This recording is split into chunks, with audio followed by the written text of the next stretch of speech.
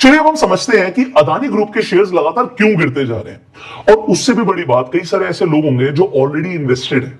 अगर उन्होंने Adani group of companies के शेयर्स खरीद रखे हैं तो आज की डेट में उन लोगों को क्या करना चाहिए। अच्छा, ऐसे भी बहुत सारे लोग हैं जो इस वक्त इसे अपॉर्चुनिटी समझ रहे हैं कि भैया ये तो खरीदने का टाइम है, 4,000 का स्टॉक आज की डेट में 1,000-1,500 रुपए में मिल रहा है तो उसे खरीद लेते हैं। यहां से अगर 2,000, 2,500, 3,000 भी हो गया तो हमारी चांदी हो जाएगी। अब जो मैं एनालिसिस दिखाने वाला हूं वो बहुत काम की एनालिसिस है और इसे हम डिटेल में समझेंगे। अब आप मेरी स्क्रीन पर देख पा रहे होंगे, यहाँ पर बिजनेस टुडे का एक आर्टिकल है और इस आर्टिकल में लिखा हुआ है हिंडनबर्ग रिसर्च ने जिन कंपनीज के ऊपर रिपोर्ट्स निकाली है उनके यहाँ पे नाम मेंशन है। अब आप बड़े ध्यान से समझिएगा, ये जो कंपनीज के नेम यहाँ पे मेंशन है, इनके ऊपर रिपोर्ट आई है, तो इनके शेयर्स का क्या हाल हुआ ये हम एक छोटी सी एनालिसिस करते हैं। तो यहाँ पर देखिए आपको निकोला का नाम दिख रहा है, यहाँ पे विंस फाइनेंस दिख रहा है, तो यहाँ पे ऑलरेडी मैंने कंपनियां खोली हुई है, ये आप देख सकते हैं। एग्जाम्पल निकोला का ही है, तो ऑलमोस्ट 95% स्टॉक टूट गया 65 से, अभी आपको $2.73 का दिख रहा है। सेम यहाँ पे विंस फाइनेंस का आपको दिख रहा है, तो ये भी ऑलमोस्ट 300 प्लस का था, ऑलमोस्ट जीरो हो गया। यहाँ पे हम चाइना मेटल रिसोर्सेज की बात कर रहे हैं, आपको दिख रहा है कि स्टॉक खत्म हो चुका है। सेम आप ये सारी कंपनीज का हाल देख सकते हैं कि सबका स्टॉक लगातार गिरा है।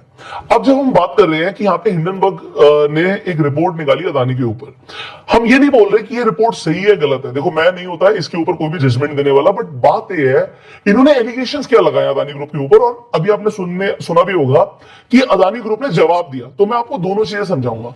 देखिए यहां पर हिंडनबर्ग रिसर्च की कुछ एलिगेशंस हैं। सबसे बड़ी एलिगेशन उनकी ये है कि अदानी ने स्टॉक्स को मैनिपुलेट किया है। अब मैनिपुलेट कैसे किया वो भी मैं आपको समझाने की कोशिश करूंगा।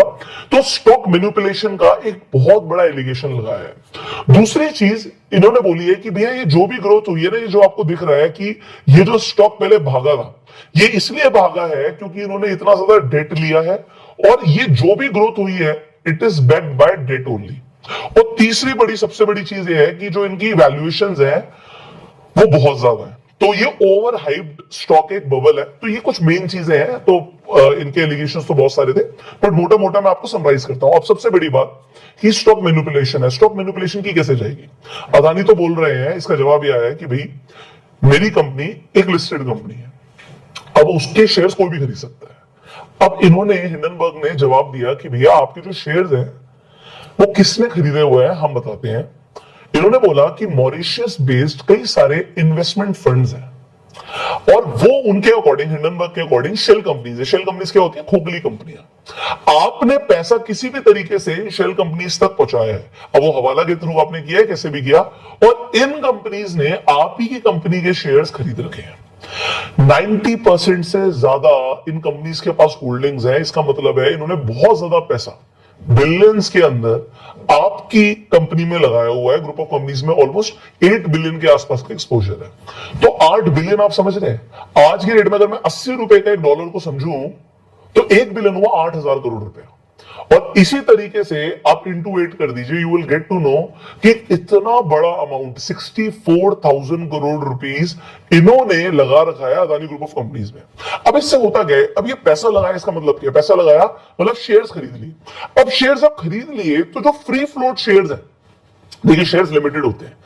अब यहां पर डिमांड और सप्लाई का प्रिंसिपल होता है, अगर कोई चीज कम हो जाएगी तो उसके दाम बढ़ जाएंगे।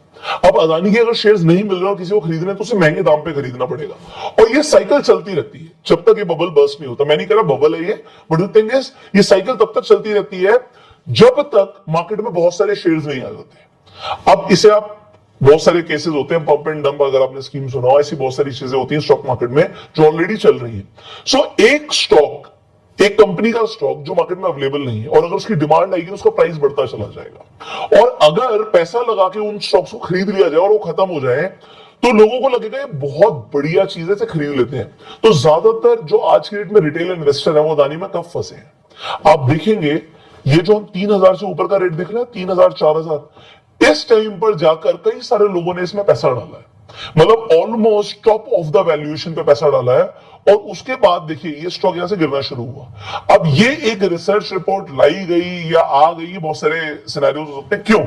क्योंकि जब तक ये स्टॉक टूटना नहीं शुरू किया था तब तक आप और मैं हिंडनबर्ग को जानते भी नहीं थे। मैं तो नहीं जानता था भाई, मुझे जब से इसके बारे में पता लगना शुरू हुआ उसके बाद ही तो मैंने रिसर्च करी। आप भी तो आज मेरे मुंह से तभी सुन रहे हैं। अगर ऐसा कुछ होता ही नहीं कि स्टॉक टूटता ही नहीं तो हम इसके बारे में शायद अभी जानते भी नहीं। तो अब बहुत सारे इफ एंड बट्स हैं, बट इस केस को मैं आपको समझा रहा हूं। तो पहला उनका जो एलिगेशन है वो ये है अदानी ग्रुप के ऊपर कि भैया शेल कंपनीज ने आपके स्टॉक्स खरीदे हैं और फ्री फ्लोट कम हो गया मार्केट में, इसकी वजह से आपके स्टॉक्स बहुत ज्यादा बढ़ गए हैं। उसके बाद दूसरी सबसे बड़ी चीज क्या है यहां पर कि भैया आपका जो स्टॉक है ओवर वैल्यूड है। अब वैल्यूएशन हम कैसे निकालते हैं? अगर हम फंडामेंटल एनालिसिस करते हैं, यहां पर मैं टिकर टेप पर आ गया हूं, यहां पर देखिए फंडामेंटल अगर हम एनालिसिस करते हैं तो हम सबसे पहले देखते हैं पी रेशियो को। पी रेशियो का मतलब होता है प्राइस टू अर्निंग रेशियो। आज की डेट में जब आपको एक महीने में स्टॉक ऑलमोस्ट 60% टूटा हुआ दिख रहा है, उसके बावजूद भी अदानी एंटरप्राइज का पी रेशियो 229 का आ रहा है। मतलब 200 से ज्यादा का पी रेशियो। आम भाषा में समझाऊं तो इसका मतलब होता है कि अगर आपको 1 रुपया कमाना है इन्वेस्ट करके तो आपको 230 रुपया डालना पड़ेगा। 1 रुपया कमाने के लिए 230 रुपया डालना पड़ेगा। अगर ये पी रेशियो कम होता है तो हम इसे अच्छा समझते हैं। जनरली 20, 25, 30 का पी रेशियो अच्छा समझा जाता है, बट 200 से ऊपर का पी रेशियो बहुत ज्यादा है, और वो भी तब है जब 60% टूट गया। तो आज भी ये कंपनी ओवर वैल्यूड है।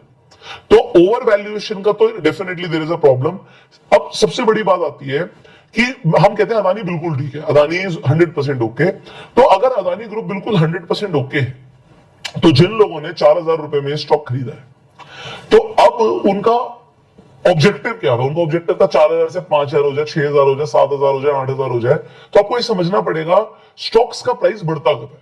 स्टॉक्स का प्राइस, एक तो मैंने आपको सिनेरियो समझा दिया, डिमांड एंड सप्लाई। अभी क्या हो रहा है, लगातार लोअर सर्किट्स लग रहे हैं। लोअर सर्किट का मतलब ये होता है कि मार्केट में बायर्स नहीं है, सिर्फ सेलर्स हैं। सब बेच ही रहे हैं। क्योंकि सब बेच रहे हैं और यहां पर आप समझ रहे हैं बायर्स नहीं है, तो स्टॉक में जाके लोअर सर्किट लगता है। अब यहां पर अगर हम चार्ट पे देखें तो चार्ट पे आपको देखेगा डेली टाइम फ्रेम पर एक हैमर बनी है। अब यहां पर अगर मैं चार्ट एनालिसिस करूं तो सबसे पहली बात तो मैं देखूंगा कि स्टॉक अभी डाउन ट्रेंड में है। दूसरी चीज, एक स्ट्रॉन्ग यहां पे हैमर कैंडल मुझे दिख रही है। अगर इस हैमर का हाई ब्रेक होता है, इट कुड बी ये स्टॉक यहां से ऊपर जा सकता है। अगर ये अपना लो ब्रेक कर देता है तो ये लो भी अगर आप समझे तो 1000 के नीचे है। It can be too late to exit from this stock. देखिए, अगर मैं अपनी एक राय दूं तो मैं किसी को भी सजेस्ट नहीं करता कि आप कोई भी ऐसे स्टॉक में इन्वेस्ट करें जो डाउन ट्रेंड में हो। अब आपको लगेगा